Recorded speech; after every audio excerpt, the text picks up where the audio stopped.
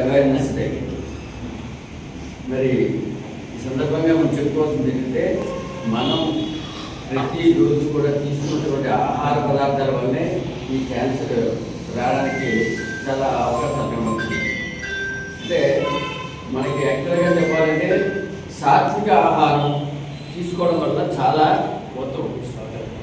కానీ మనం తీసుకున్నటువంటి ఆహారం ఏంటంటే ఈ స్పైసీ ఫుడ్ ఎక్కువగా ఈ మసాలాలతోటి, నెక్స్ట్ రోడ్డు పక్కన ఉన్నటువంటి షాపుల్లోన ఈ చూసారా ఈ టిఫిన్ షాపుల్లో వాటిలో బాగా ఆయిల్ మీరు ఎప్పుడైనా చూసారో లేదో ఒక 4-5 రోజులు, ఒక వారం రోజుల వరకు అదే ఆయిల్ని వాడుతూ ఫుడ్ తయారు చేస్తుంటారు. బజ్జీలని లేకపోతే ఇలాంటి స్పైసెస్ ఇలాంటివన్నీ కూడా తయారు చేస్తుంటారు.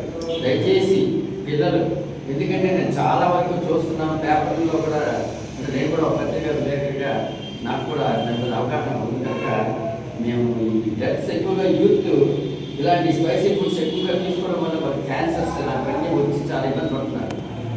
ఇలాంటివన్నీ కూడా జరుగుతున్నాయి. ఎక్కువగా ఇలాంటి స్పైసీ ఫుడ్ తీసుకోకుండా చక్కగా మంచి సాత్విక ఆహారం ఇంట్లో మనం తయారు చేసుకున్నటువంటి ఆహారాన్ని కట్టి తీసుకుంటే ఈ బ్రేకులో ఇవన్నీ కూడా రాకుండా, వ్యాధులు రాకుండా, ఈ క్యాన్సర్స్ ఏవి బారిన పడకుండా మనం చాలా చక్కగా ఉండగలం. మన తల్లిదండ్రులకి మంచి వాళ్ళగా ఒక గుర్తింపుగా తీసుకొచ్చి చక్కగా ఉండగలమని నేను మీ అందరికి కూడా ఈ విషయం తెలియజేస్తున్నాను. కనుక ఇలాంటి ఈ ఫుడ్ తీసుకోకుండా చక్కని ఆహారం తీసుకోవాలని మీ అందరికీ కోరుతూ ఈ అవకాశం ఇచ్చినందుకు గుడ్ మార్నింగ్. ఈరోజు ఏ డే తెలుసా? వరల్డ్ హెల్త్ ఆర్గనైజేషన్ ప్రకారం ఈరోజు stomach awareness day. Stomach cancer అంటే పేరుకు సంబంధిత క్యాన్సర్. ఇది అసలు క్యాన్సర్ అంటే ఏ చేయడం అవగాహన ఉందా? క్యాన్సర్ అంటే ఏంటో సెల్స్ తెలుసా? బాడీలో సెల్స్ ఉంటాయి. ఆ సెల్స్ అవసరానికి మించిన పెరిగినప్పుడు అది క్యాన్సర్ ట్యూమర్ కింద ఫామ్ అవుతుంది. దాన్ని స్టమక్ క్యాన్సర్ అంటారు. దాన్ని మెడికల్ టర్మ్లో గ్యాస్ట్రిక్ క్యాన్సర్ అంటారు.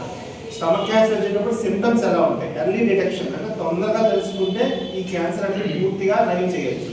ఎర్లీ సిమ్టమ్స్ ఎలా ఉంటాయంటే బ్లోటింగ్, అంటే కడుపు తిన్నాక కొంచెం తినేసరికి కడుపు నిండిపోయింది అనిపిస్తుంది. రెండోది అబ్డామినల్ పెయిన్, కడుపులో నొప్పి ఉంటుంది. కజిన్ బ్రదర్స్ ఉన్నా, మీ బ్రదర్స్ ఉన్నా, ఎవరికైనా స్టమక్ క్యాన్సర్ ఉంది అంటే జీన్స్ లో ఈ క్యాన్సర్ జెనెటిక్. దీంతో పాటు next H pylori infection. H pylori infection అనేది ఒక బ్యాక్టీరియా. విన్నారా హెచ్ పైలోరీ అనే ఒక బ్యాక్టీరియా ఉంటుందని? బ్యాక్టీరియా అంటే తెలుసా? ఇది ఒక type of bacteria.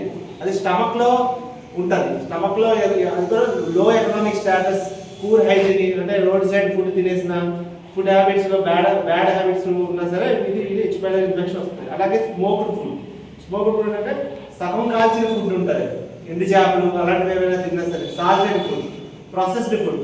Processed food అంటే ఫ్రెంచ్ ఫ్రైస్, ఇలాంటి నగెట్స్, చికెన్ నగెట్స్ ఇలాంటివి తింటారు కదా, వీళ్ళు వస్తూ ఉంటుంది. సో ఈ కారణాల వల్ల స్టమక్ క్యాన్సర్ వచ్చే అవకాశాలు ఎక్కువ.